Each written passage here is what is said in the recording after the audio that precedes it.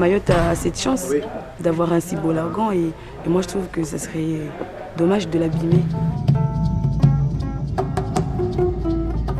L'année dernière, je suis allé faire une plongée sous-marine. C'était la première fois que je faisais ça. Mais depuis ce jour-là, je suis tombé amoureux du lagon. Je ne peux même plus le décrire. C'est encore mieux que à la télé. Ici, tu fais une sortie, mais c'est fabuleux. Tu te fais une rivière, tu te promènes dans la mangrove. Après, tu as 500 dauphins autour de toi. Après, tu vas trouver un petit groupe, tu vas nager 1 heure avec. Tu vas voir des baleines sauter. Et c'est différent tous les jours et c'est exceptionnel tous les jours.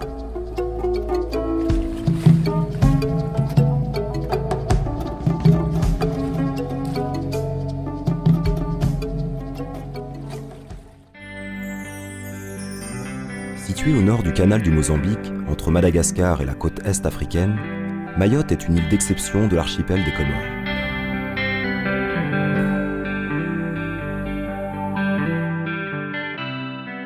Apparue il y a 10 millions d'années, Mayotte possède une histoire géologique complexe et un climat tropical.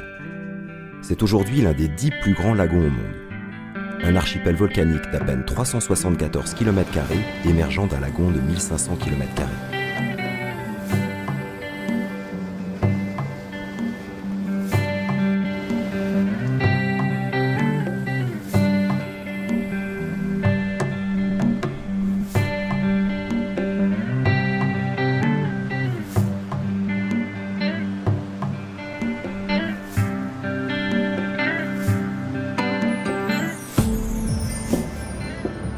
La magie de Mayotte tient beaucoup à la diversité des habitats marins et des espèces qu'elle abrite. Environ 300 espèces de coraux, 22 espèces de mammifères marins dont les fameuses baleines à bosse, plus de 750 espèces de poissons, mais aussi 7 km² de mangroves et autant d'herbiers dont raffolent les tortues marines et les derniers dugongs de l'île. Le patrimoine de Mayotte est encore bien conservé. C'est pour ça qu'il est important de mettre en place déjà à l'heure actuelle des mesures pour préserver avant que ce soit dégradé. On se met à mettre en place un outil de gestion pour que justement la diversité, la richesse qu'on a dans les zones Mayotte soit pérenne et puisse profiter aux générations futures.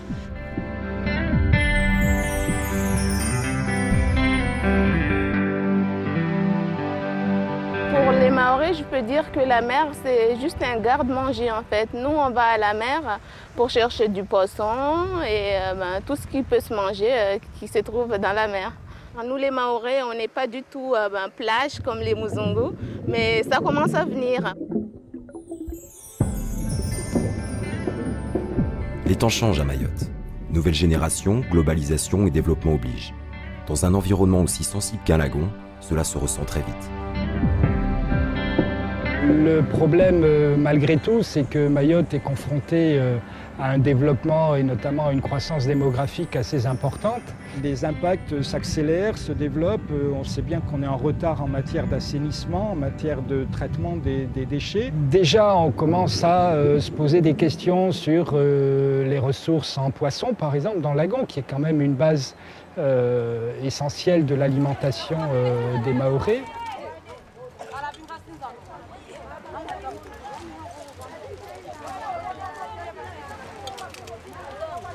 Sur 71 villages, 59 sont côtiers avec quasiment tous un accès direct à la mer, permettant aux Mahorais de pratiquer facilement la pêche à pied. Une question de subsistance, mais aussi de tradition culturelle, comme dans le cas de la pêche au Jarifa. J'ai appris la pêche au Jarifa avec mes grands-parents, pour ne pas dire avec mes ancêtres. Donc aujourd'hui, je suis devenu un maître de la pêche. Moi aussi, je dois transmettre ce que je sais aux générations futures.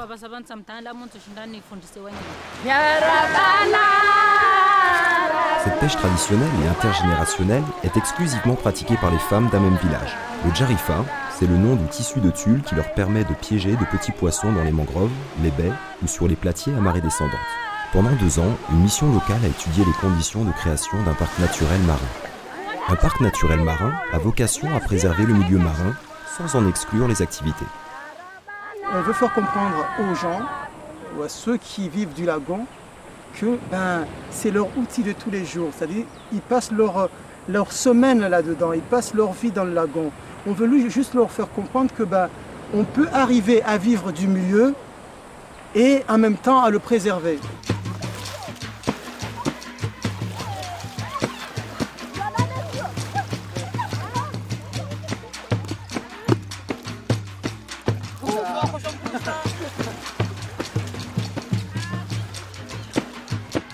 Ici, l'équipe a voulu en savoir plus sur la technique de pêche des femmes, les espèces et les quantités de poissons prélevés.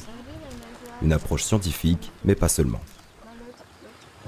Tout d'abord, on leur a parlé, en fait, on en a expliqué c'est quoi le projet de parc naturel marin. Et au début, elles nous disaient, vous venez mettre le parc pour nous interdire de pêcher, mais on leur a dit que le parc, ce n'est pas un outil réglementaire. Et je pense que maintenant, elles ont confiance en nous et qu'elles s'intéressent en fait à ce projet.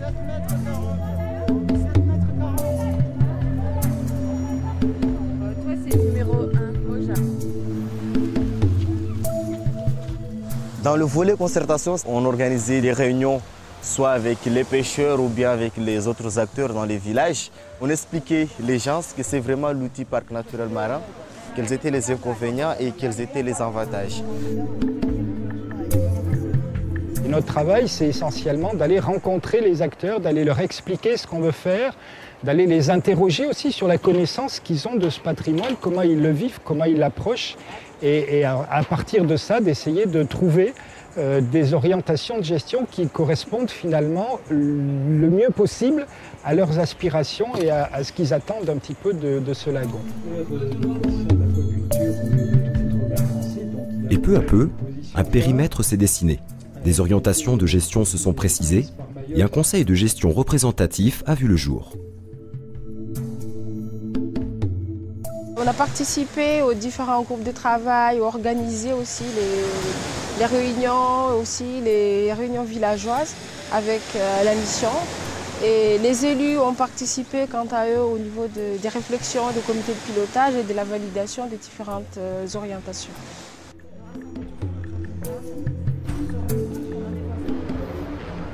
La population et les élus ont pu consulter le projet de parc pendant 2 mois. On s'est rendu compte que les gens étaient heureux d'être entendus et écoutés.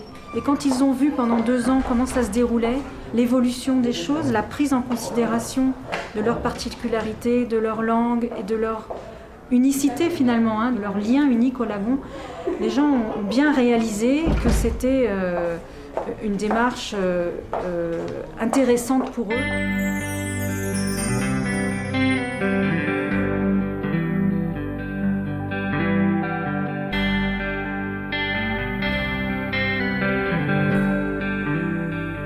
Le 18 janvier 2010, c'est la naissance officielle du parc naturel marin de Mayotte. Le premier en Outre-mer, le second en France.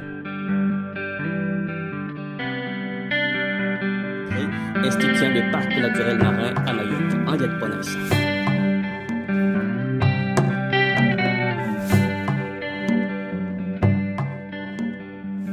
Nicolas Sarkozy a également signé avec le directeur de la DAF, de la Direction de l'Agriculture et de la Forêt, le décret portant création du parc naturel marin de l'île, un outil indispensable à la sauvegarde de l'environnement marin.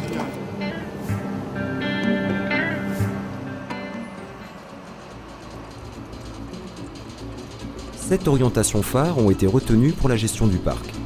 Parmi elles, le soutien à la pêche à la palande.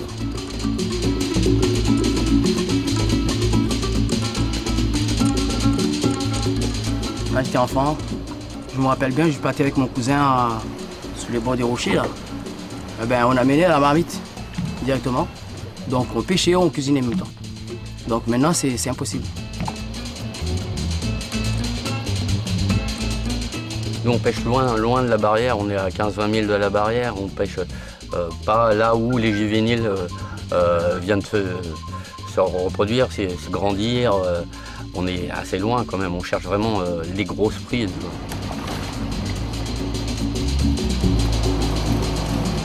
Je pense qu'il faut quand même laisser les vieux qui étaient là avant, qui continuent à pêcher traditionnellement, et de développer en plus aussi, les former s'il y a d'autres techniques de pêche pour ne pas détruire.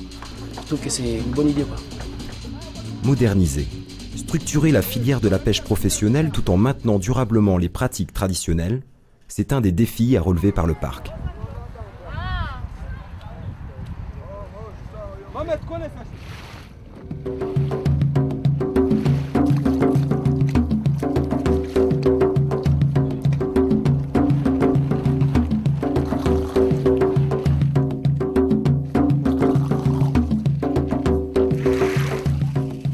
Mayotte est déjà le principal producteur d'aquaculture en Outre-mer. Le parc soutient le développement d'une aquaculture raisonnée pour répondre aux besoins de la population locale. C'est un secteur qui a un fort potentiel, même à l'international. En plus, on a la chance, le poisson il pousse bien à Mayotte, on n'a pas beaucoup de mortalité. La mer est très bien, on a une bonne température, on a des bonnes conditions d'élevage. Avec le poisson d'élevage, à tout moment on peut avoir du poisson. À tout moment, qu'il y ait du mauvais temps ou pas, il y aura toujours du poisson. Cette biodiversité marine, très prisée par les touristes, est un produit d'appel pour les activités de loisirs.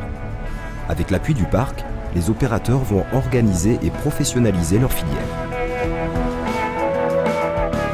Objectif, préserver le milieu marin et du même coup leur avenir. Les touristes qui arrivent à Mayotte, ils viennent là, justement, quand ils arrivent là, ils ont les yeux comme ça.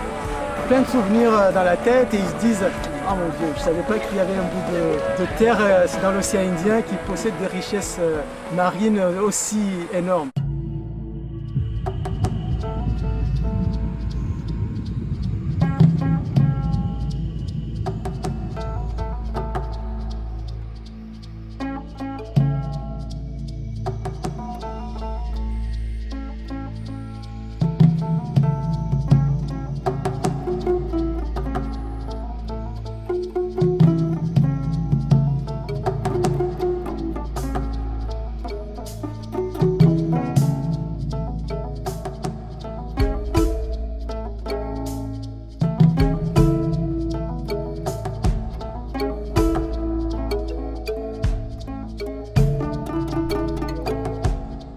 Il faut faire plus de la sensibilisation en fait, pour pouvoir amener les jeunes à découvrir parce que quand on ne connaît pas, on ne peut pas en fait, protéger. Pour nous, c'est plus il y aura du poisson, plus on va conserver notre métier sur la durée. Si tout le monde arrive à travailler ensemble et tout le monde apporter sa pierre et participer à la protection, ça sera la réussite de ce parc.